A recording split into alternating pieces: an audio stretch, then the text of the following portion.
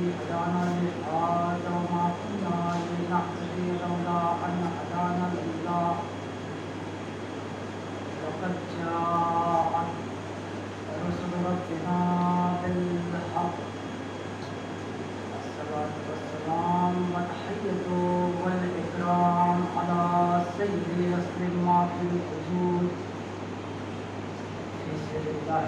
الموجود في نقطة دائرة الوجود صاحب لواء الحمد والمقام المحمود مولانا ومولا الثقلين جد الحسن والحسين بالقاسم محمد صل على محمد وآل محمد وآل الطيبين الطاهرين المعصومين المظلومين ولعنة الله على أعدائهم أجمعين أما بعد فقد قال رسول الله صلى الله عليه وآله وسلم حسين مني وأنا من الحسين صلى الله عليه وسلم صل على محمد وآل محمد ارشاد سرکار دو عالم ہے کہ حسین مجھ سے ہے اور میں حسین اور اس حدیث کو علماء اسلام کے بڑے بڑے عالم دین اور بڑی بڑی معتبر کتابوں میں اس حدیث کی آپ کو سند مل جائے گی کہ جسے امام ترمذی، امام بخاری، احمد بن حنبل اور ابن ماجہ نے اور بہت سے علماء اسلام نے اپنی معتبر بھر کے صحیح ترین کتابوں میں جگہ دی ہے. یہ تو سند کے اعتبار سے ہو گئی. اور دوسری چیز یہ کہ دیکھیے یہ حدیث ایک ایسی حدیث ہے کہ جو زمانے کے اختلافات کے باوجود بھی ابھی تک یہ تمام اس زد سے محفوظ ہے کہ کوئی بھی دنیا میں اب تک کوئی بھی ایسا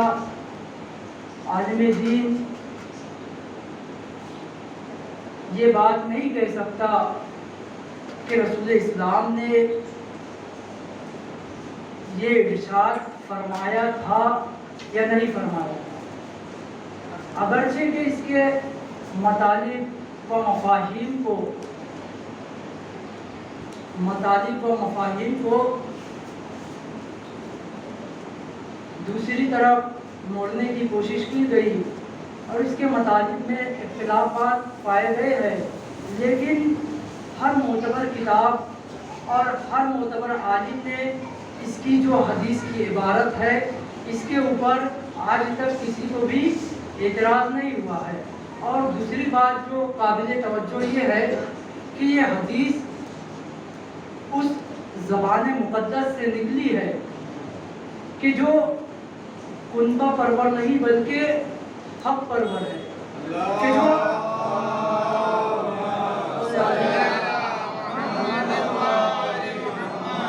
دیکھیے جو کنبہ پرور نہیں بلکہ حق پرور ہے، جو خاندان پرست نہیں بلکہ حق پرست ہے، کہ جو اپروا نواز نہیں بلکہ حق نواز ہے. اور یہ اگر کسی کی تعریف کرتے ہیں تو اپنے سے قریبی کی بنا پر نہیں بلکہ حق کی بنا پر کرتے ہیں، اور اگر کسی کی شکایت کرتے ہیں تو اپنے سے دوری کی بنا پر نہیں بلکہ حق سے دور ہے اس لیے کرتے ہیں. اور اس رسول کی صداقت و امانت کے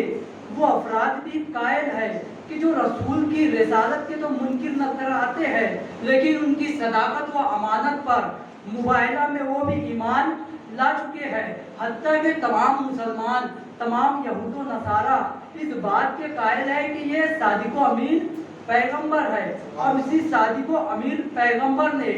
یہ جملہ کہا تھا کہ حسین مجھ سے ہے اور میں حسین سے ہوں۔ دیکھیے یہاں پر بیٹھے ہوئے تمام افراد اس حدیث کے پہلے فقرے کو بآسانی سمجھ جائیں گے، لیکن اس کے دوسرے فقرے کو سمجھنا اتنا ہی مشکل ہے، کیونکہ دیکھیے ہر جو بیٹا ہوتا ہے وہ اپنے والد سے ہوا کرتا ہے، ہر نواسا جو ہوتا ہے وہ اپنے نانا سے ہوا کرتا ہے۔ تو حدیث کا پہلا فقرہ تو بہت ہی واضح اور واضح الفاظ میں بیان ہے کہ حسین مجھ سے ہے، کیونکہ دیکھیے ہر نواسا جو ہوتا ہے وہ اپنے نانا سے ہوا کرتا ہے۔ لیکن اگر آپ حدیث کے دوسرے فقرے کو دیکھیں کہ جس میں رسول اکرم فرما رہے ہیں کہ میں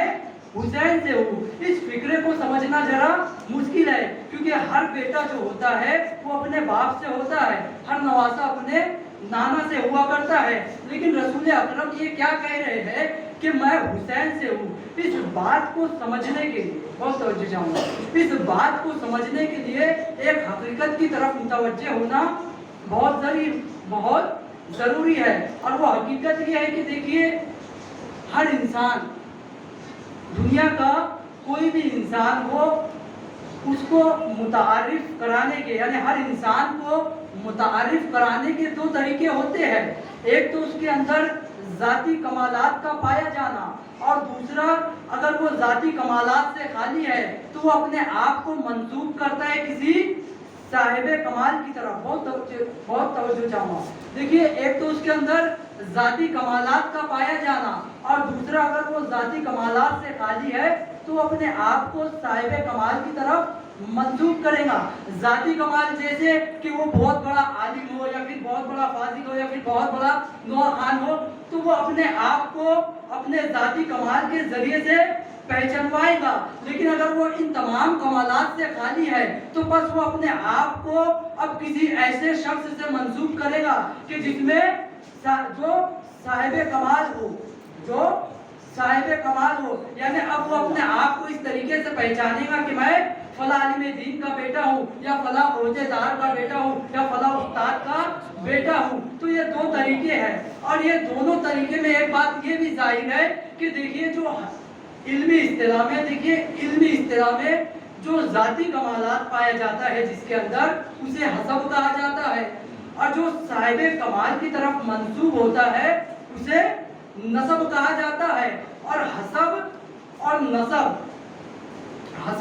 اور جو نسب ہے، دیکھیے حسب جو ہے، بہت توجہ چاہوں گا، اگر یہ بات آپ تک پہنچ گئی تو پوری حدیث آپ کے اذہان عالیہ تک پہنچ جائے گی۔ دیکھیے حسب جو ہوتا ہے وہ پائیدار ہوتا ہے، یعنی ہر جگہ آپ کے شامل حال ہوتا ہے، لیکن جو نسب ہوتا ہے وہ عارضی ہوتا ہے، کہیں آپ کے کام آئے گا، کہیں آپ کے کام نہیں آئے گا، کہیں آپ کے کام آئے گا اور کہیں آپ کے کام نہیں آئے گا۔ اور ان دونوں باتوں کو ذہن میں رکھتے ہوئے یہ بات بھی سمجھ لیجئے کہ حسب اور نسب میں لازم و ملزوم کی شرط نہیں ہے۔ ایسا نہیں ہے کہ جس کا حسب بلند ہو اس کا نسب بھی بلند ہو، یا جس کا نسب بلند ہو اس کا حسب بھی بلند ہو۔ نہیں عزیزان محترم، اگر آپ تاریخ کا مطالعہ کریں، تاریخ کی طرف رجوع کریں، تو ایسے بہت سے افراد آپ کو نظر آئیں گے کہ جو حسب کے اعتبار سے تو بلند مقام رکھتے ہیں، لیکن ان کا نسب قابل ذکر نہیں ہے۔ اور بہت سے ایسے افراد آپ کو نظر آئیں گے کہ جن کا نسب جو ہے بہت بلند ہے، لیکن ان کا جو حسب ہے وہ قابل ذکر نہیں ہے، جیسے جناب آدم علیہ السلام کا بیٹا جو قابل ہے، دیکھیے نسب کے اعتبار سے تو بہت بلند مقام رکھتے ہیں کہ نبی زادہ ہے، نبی کا فرزند ہے، لیکن اگر آپ اس کے ذاتی کمالات کو دیکھیں، یعنی ذاتی حسب کو دیکھیں، تو یہ اپنے بھائی کا قاتل بھی ہے اور اپنے باپ کی شریعت کا منکر بھی ہے۔ تو یہ ذاتی کمال تو نہیں رکھتا، لیکن اس کا نسب جو ہے بہت بلند ہے۔ اور ایسے بہت سے افراد ملیں گے آپ کو تاریخ میں کہ جو حسب کے اعتبار سے تو بلند مقام رکھتی ہے، لیکن نسب ان کا काबिल जिक्र नहीं है। उनमें से सलमान मोहम्मदी है। बहुत तवज्जो चाहूँगा कि देखिए उनमें से सलमान मोहम्मदी है कि जो ईमान के हसब के एतबार से तो ईमान के 10वें दर्जे पर फायज है, लेकिन उनका नसब काबिल जिक्र नहीं है। और इसी तरीके से बिलाल हबशी है कि देखिए ये नसब के हसब के एतबार से इतना बुलंद व बाला मकाम रखते हैं कि जब तक इन्होंने आज़ान नहीं दी, जब तक इन्होंने आज़ान नहीं दी तब तक सूरज तुलू नहीं हुआ। और अज़ीज़ान मोहतरम लेकिन इनके आप नसब को देखें तो इनका नसब जो है वो काबिल जिक्र नहीं है। अब इन तमाम बातों को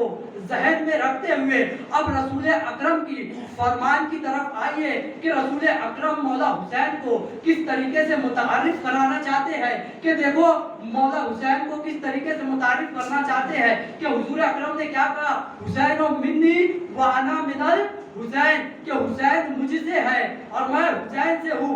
कि तुम देखो मौला हुसैन को रसूल अकरम किस तरीके से मुतारिफ कराना चाहते हैं कि देखो सिर्फ तुम हुसैन को नसब के एतबार से ही बुलंद व बाला ना समझो, बल्कि इसका अपना हसब व किरदार भी बहुत बुलंद व बाला है। या जुमले को पलट कर यूं कहूँ कि रसूल अकरम बताना ये चाहते हैं कि अगर तुम हुसैन को नसब के एतबार से देखना चाहते हो तो हुसैन मुझसे है, और अगर हुसैन का तुम हसब देखना चाहते हो तो मैं हुसैन से।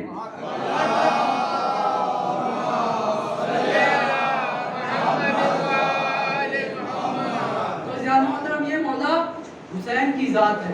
कि जिसे रसूल अकरम तमाम मुसलमानों को मुतारिफ कराना चाहते हैं कि तुम इन्हें पहचान लो। और इस बात को करीब करता चला जाऊं ताकि इस हदीस का दूसरा फिक्रा और वाज़े अल्फाज में आपके अज़हान आलिया तक पहुंच जाए कि देखिए बहुत नाजुक सा जुमला कहूँगा और बहुत लतीफ़ सा जुमला, अगर आप उसकी तय और हद तक पहुंच गए तो इंशाअल्लाह ये हदीस आपके अज़हान आलिया तक बआसानी पहुंच जाएगी। देखिए आप अगर रसूल इस्लाम का सिलसिला नसब देखें, अगर आप रसूल इस्लाम का सिलसिला नसब देखें तो मोहम्मद बिन अब्दुल्ला, अब्दुल्ला बिन अब्दुल मुत्तलिब, अब्दुल मुत्तलिब बिन हाशिम,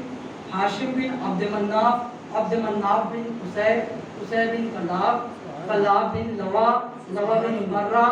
मर्रा बिन गालिब, गालिब बिन फहर, फहर बिन मालिक, मालिक बिन नज़र, नज़र बिन किनाना, किनाना बिन खुज़ैमा, खुज़ैमा बिन मुदर्रिका, मुदर्रिका बिन इलियास, इलियास बिन मुज़र, मुज़र बिन निज़ार, निज़ार बिन मुअद, मुअद बिन अदनान। और अगर आप रसूल अकरम के ज़ाती हसब को मुलाहिज़ा करें तो मुख्तसर ये मुख्तसर ये कि खुदावंद ने आलम ने 1,24,000 अंबिया को भेजा और उन सब तमाम अंबियाओं के सरदार रसूल अकरम की ज़ात,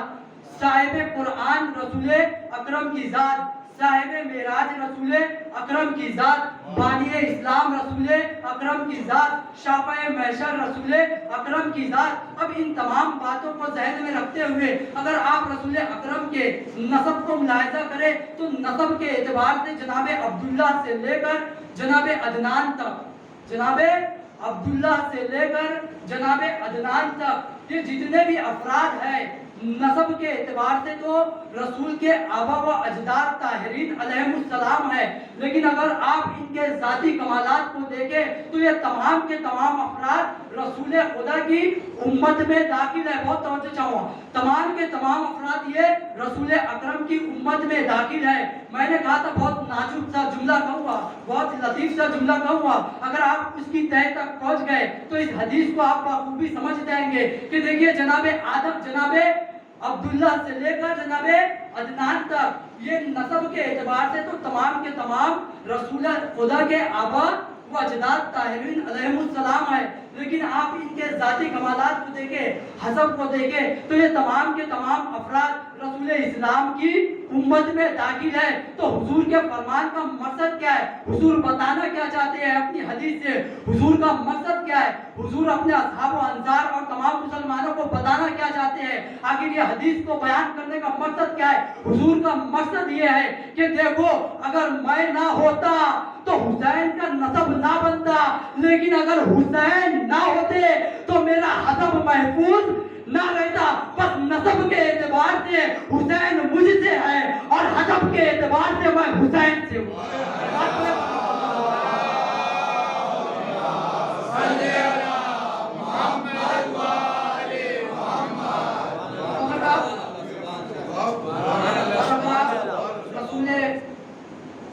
اگر آپ نسب کے پہلو کو ملاحظہ کریں تو جناب محترم دیکھیے نسب کے دو پہلو ہوتے ہیں، ایک طول ہوتا ہے کہ جو اوپر کی طرف بڑھتا ہے اور ایک عرض ہوتا ہے کہ جو نیچے کی طرف بڑھتا ہے۔ تو طول جو جاتا ہے وہ باپ دادا پردادا اور اسی طرح اوپر کی طرف یہ سلسلہ بڑھتا چلے جاتا ہے، اور اگر آپ عرض میں دیکھیں تو یہ تمام کے تمام سلسلہ بیٹے سے لے کر پوتے سے لے کر اسی طریقے سے زنجیریں بنتی چلے جاتی ہے، یہ سلسلہ نیچے کی طرف بڑھتا چلا جاتا ہے۔ لیکن بہت توجہ دیکھیے، لیکن نسب کے اعتبار یہ نسب کے جو دو پہلو آپ کی خدمت میں بیان کیے ہیں، ان دونوں پہلوؤں کا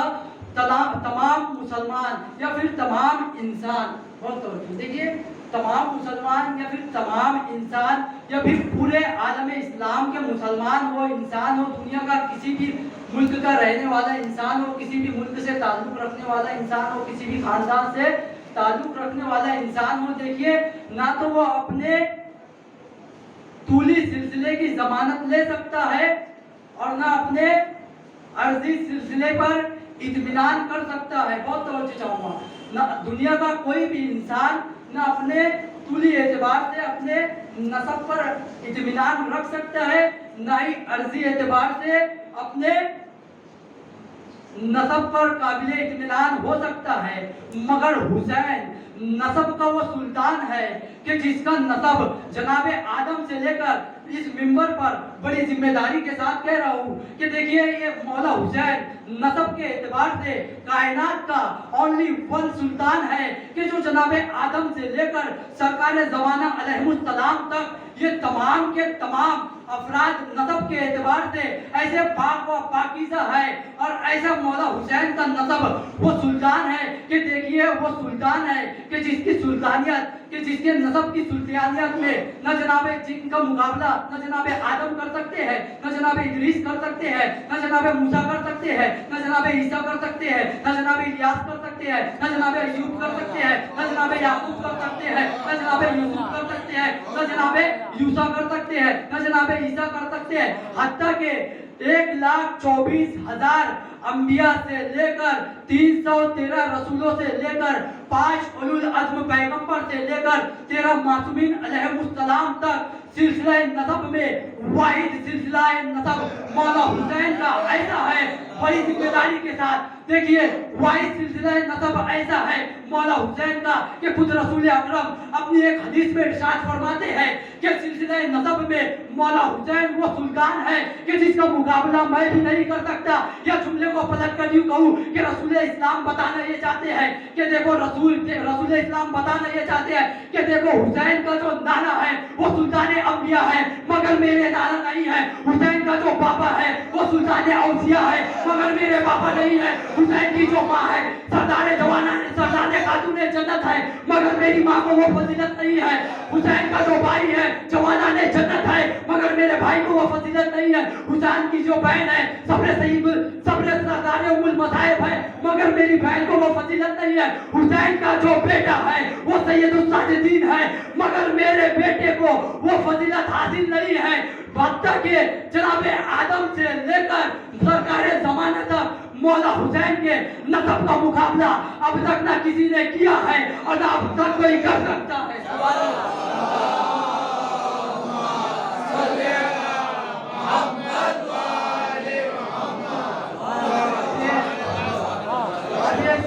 نسب کی بات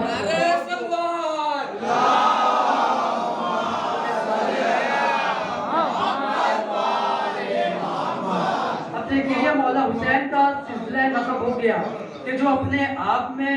اگر مثال ہے تو بس ایک واحد مثال ہے، اور اسی طریقے سے اگر آپ مولا حسین کے حسب کو ملاحظہ کریں تو دیکھیے جناب محترم چند امور کا سمجھ لینا بہت ہی ضروری ہے۔ देखिए एक तारीख घर में बहुत तवज्जो, देखिए अगर एक तारीख घर में एक तारीख घर को मामूली सा चिराग रोशनी दे सकता है, बहुत तवज्जो चाहता। देखिए एक तारीख घर को मामूली सा चिराग रोशनी दे सकता है, लेकिन जहाँ पर रोशनी पहले से ही मौजूद हो, लेकिन जहाँ पर रोशनी पहले से ही मौजूद हो तो कहते हैं अब वहाँ पर ये चिराग काम नहीं आता। कहने का मतलब ये है कि देखिए जब अंधेरा था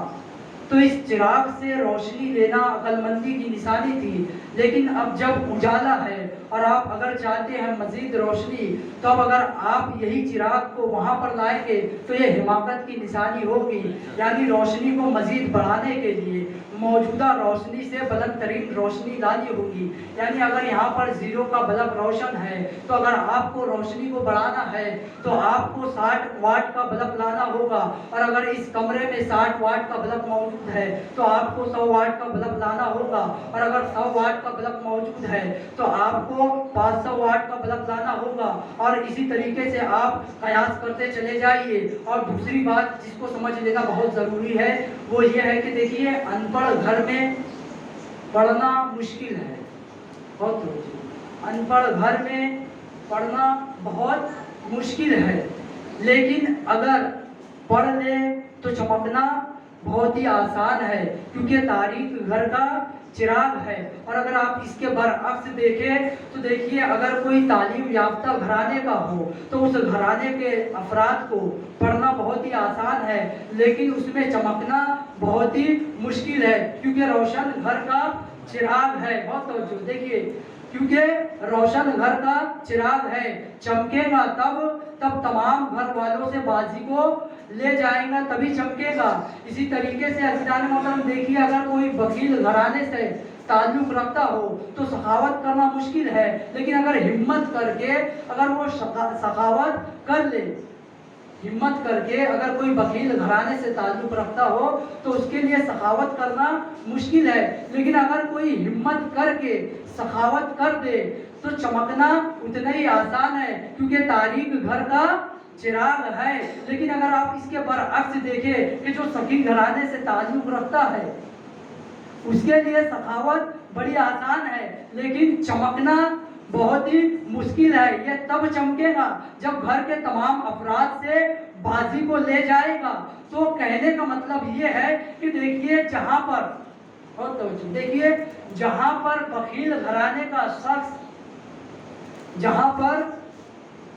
बखील घराने का शख्स 1 रुपया देकर सखी कहलाता है, अगर आप उसके बरअक्स देखें कि जो सखी घराने से ताल्लुक़ रखता है वो अगर 5 रुपया भी दे तो बखील कहलाता है। क्यों? कहा रोशन घर का चिराग है इसीलिए बखील है, यानी बखील घर से ताल्लुक़ रखने वाला शख्स अगर 1 रुपया दे तो वो सखी कहलाता है, लेकिन अगर कोई सखी घराने से ताल्लुक़ रखता हो और अगर वो 5 रुपया भी दे तो वो वकील कहलाता है। कहने का मकसद ये है कि देखिए घर में जितने भी, जैसे घर खानदान जितना बुलंद होगा या फिर खानदान जितना घटिया होगा तो हिम्मत बुलंद फर्जंद के लिए चमकना उतना ही आसान होगा, नामवर होना उतना ही आसान होगा। अगर वालिद अनपढ़ है तो बेटा थोड़ी सी मेहनत करके बाप से आगे बढ़ जाता है, लेकिन अगर वालिद थोड़ा ज़्यादा पढ़े लिखे है, अगर बाप थोड़ा ज़्यादा पढ़ा लिखा है तो बेटे को और मेहनत करनी पड़ती है आगे बढ़ने के लिए। तो इसी तरह जिस कद्र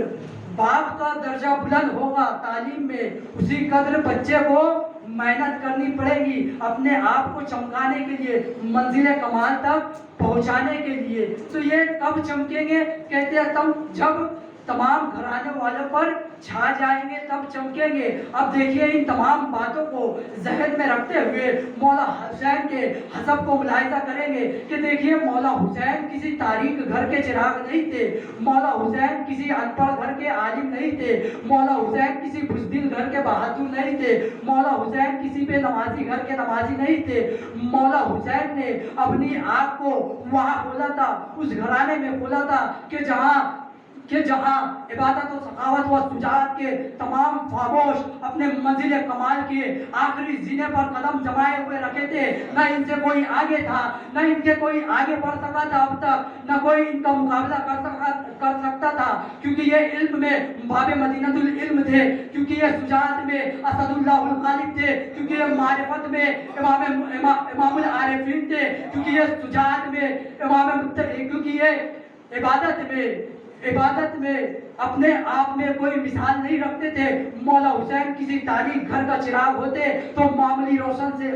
سی روشنی سے چمک سکتے تھے، لیکن مولا حسین نے اپنی آنکھ کو وہاں پر کھولی کہ جہاں عبادت و سخاوت کے تمام خاموش اپنے منزل کمال کے آخری زینے پر اپنے قدم کو جمائے رکھے ہوئے تھے، لیکن یہ واحد ذات مولا حسین کی تھی جو تمام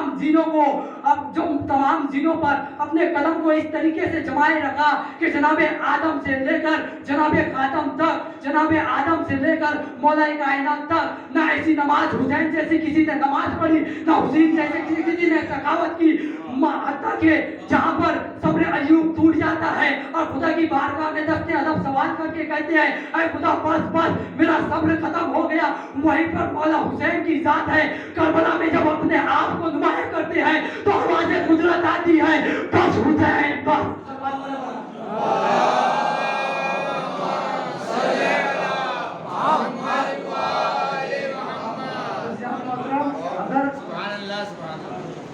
تاریخ گھر کا چراغ ہوتے تو معمولی روشنی سے چمک سکتے تھے، لیکن مولا حسین اس گھر میں آئے تھے کہ جہاں عبادت، سخاوت و شجاعت کے تمام خاموش اپنی منزل کمال کے آخری زینے پہ قدم کو جمائے ہوئے تھے، لیکن مولا حسین نے ایسی عبادت کی، ایسی سخاوت کی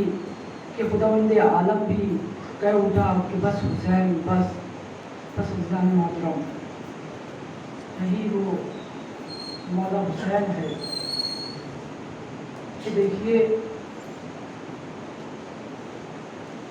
جس مولا حسین کو رسول اکرم ہر موڑ پر، ہر منبر پر اپنے کبھی سانوں کو بلند کرتے ہیں، کبھی اپنے پشت پر بلند کرتے ہیں کہ مسلمانوں دیکھ لو یہ حسین ہے، یہ حسین ہے۔ لیکن عزیزان محترم، وقت کا پہیہ اپنے مرحلے کو ایسا طے کیا کہ جس حسین کو رسول اکرم اپنے سانوں پہ اٹھایا کرتے تھے، اسی رسول کے نواسے کو لعینوں نے کربلا کی جلتی ہوئی زمین پر لٹا دیا۔ عزیزان محترم، یہی وہ مولا حسین ہے کہ جن کے تمام اصحاب و انصار کو شہید کر دیا گیا۔ ارے جب کوئی نہ بچا تو جب جناب علی اکبر جاتے ہیں ان کو بھی شہید کر دیا گیا۔ ارے جس علی اکبر کو مولا حسین نے اپنی پوری زندگی میں اپنے زانوں پر نہ سلایا، کیونکہ یہ سبھی پیغمبر تھے، اپنے سینے پر سلاتے رہے۔ ارے وہ حسین نے جب جناب علی اکبر کے سینے پہ برچھی لگا ہوگا تو وہ منظر کیسے دیکھا ہوگا۔ ہاں زیدان محترم، وہی مولا حسین ہے کہ تمام اصحاب و انصار کو، کہ جن کے تمام اصحاب و انصار کو شہید کر دیا گیا، حتیٰ کہ ان کے 6 ماں جناب علی اصغر کو بھی شہید کر دیا گیا۔ ارے جب کوئی نہ بچا تو یہی مولا حسین تھے، یہی مولا حسین تھے۔ ان لعینوں نے مولا حسین کو بھی نہیں پہچانا، انہیں بھی شہید کر دیا۔ ایک مرتبہ جب سب اصحاب و انصار شہید ہو گئے اور امام حسین شہید کر دیے گئے، جناب عباس شہید ہو گئے، جناب علی اکبر شہید ہو گئے، جناب قاسم کے لاش کے ٹکڑے ٹکڑے ہو گئے۔ ایک مرتبہ تمام شہداء کے سروں کو نیزے پر بلند کیا، اور ایک مرتبہ نیزے پر بلند کرنے کے بعد ان تمام شہداء کے سروں کو کربلا سے کوفے کی طرف لے جانا چاہتے ہیں۔ ارے تمام سر جو جناب زینب اب تک مولا حسین کو کبھی اپنے نانا کے سانوں پہ دیکھا کرتی تھی، अरे वो ज़ैनब ने अपने भैया हुसैन के सर को नेज़े पे कैसे देखा होगा। अरे तमाम शोधा के सर है, नेज़े पर बुलंद है, आगे आगे सर है, पीछे पीछे तमाम शैतानियाँ है। एक मरतबा जैसे तमाम शैतानियाँ पीछे पीछे है, तमाम शोधा के सर आगे आगे है। एक मरतबा तमाम शोधा के सर आगे बढ़ते हैं, लेकिन क्या हुआ, इत्तेफाक ये हुआ कि एक सर मौला हुसैन का आगे नहीं बढ़ता है। मौला हुसैन का सर आगे नहीं बढ़ता है। एक मरतबा लईनों ने बहुत असियतें दी सर को कि ये सर मुक़द्दस आगे बढ़े, मगर सर फिर भी आगे नहीं बढ़ता है। लेकिन एक लई ने ये ताज़ियानों को उठाते हुए जनाब सज्जाद की तरफ बढ़ा और कहा, ऐ सज्जाद अपने पापा के सर को खो, आगे बढ़े, नहीं तो तुम्हें ताज़ियाने लगाए जाएंगे। एक मरतबा मजलूम और मासूम इमाम अपने हाथों को बारगाह खुदा में बुलंद करता है और अपने बाबा की तरफ देखता है और कहता है, बाबा अब सज्जाद में ताज़ियाने खाने की हैसियत नहीं है, अब इतनी हिम्मत नहीं है, अब इतनी कुव्वत नहीं है कि इन लईनों के ताज़ियानों को बर्दाश्त करे। बाबा आप आगे क्यों नहीं बढ़ते। एक मरतबा जैसे ही ये कहना था, उस कटे हुए सर से आवाज आती है, ए बेटा मैं तब तक आगे नहीं बढ़ूंगा, अरे जब तक सकीना नापने से ना मिल जाए। अरे सकीना नापने से जुदा हो गई। अरे जैसे ही ये जुदा था, अरे जनाब ज़ैनब ने अपने आप को ऊंट से गिराया और करबला की जलती हुई जमीन का रुख किया और ढूंढना शुरू किया। और ढूंढते ढूंढते जनाब ज़ैनब परेशान हो गई। अरे जनाब सकीना नजर नहीं आती तो क्या देखा कि जनाब सकीना बहुत दूर किसी बीबी की गोद में मौजूद बैठी हुई है। एक मरतबा वो मुअज़्ज़मा ने अपने हाथों को उस बीबी सकीना के सर पर रखा है। अरे जैसे जी ये मंजर जनाब ज़ैनब ने देखा, एक मरतबा तड़प जाती है और कहती है, ए खुदाया ये कौन बीबी है कि जिसे इस यतीमा मासूमा पे रहम आ गया। क्योंकि अब तक करबला से अरे जिसने भी इस यतीमा को किसी ने शफकत का हाथ नहीं रखा। अरे किसी ने ताज़ियाने बांधे हैं, अरे किसी ने तमाचे बांधे हैं, अरे किसी ने चादरें छीनी है, अरे किसी ने गौरें छीनी है। आखिर ये कौन बीवी है कि जिसे सकीना पर रहम आ गया, उसने अपने जानुओं पर बैठाया है। एक मरतबा जनाब ज़ैनब आगे बढ़ती है और बढ़ने के बाद जैसे उस मुअज़्ज़मा के करीब पहुंचती है और कहती है, मुअज़्ज़मा तुम कौन हो। अरे ये जैसे ही कहना था, उस मुअज़्ज़मा ने अरे पर्दे से नकाब को हटाया तो जनाब ज़ैनब ने क्या देखा। अरे वो मुअज़्ज़मा कोई और नहीं बल्कि मां फातिमा ज़हरा है। अरे जैसे ही जनाब फातिमा ज़हरा को देखा, एक मरतबा चिल्ला के रोने लगी जनाब ज़ैनब और कहती है, अरे अब्बा अब आए हो। अरे जब कासिम अकबर शहीद हो गए, अरे अब्बा अब आए हो। जब जनाब अकबर के सीने पे बर्छी मारी गई, अरे अब्बा अब आए हो। अरे जब अब्बास के सारे कलम कर दिए गए, अरे अब्बा अब आए हो। अरे जब मोहम्मद को दरिया के किनारे शहीद कर दिया गया, अरे अब्बा अरे हाथ तो ये है। अरे इन लईनों ने अरे 6 माह के जनाब अकबर जनाब अली असगर को भी ना छोड़ो।